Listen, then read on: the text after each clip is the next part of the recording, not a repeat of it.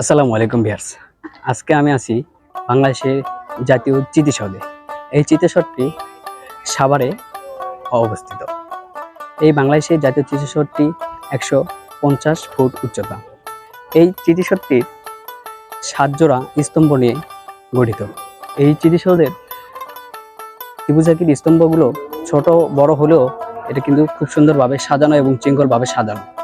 এই ৭টি স্তম্ভটি ৭টি ঐতিহাসিক মুহূর্তকে স্মরণ করে।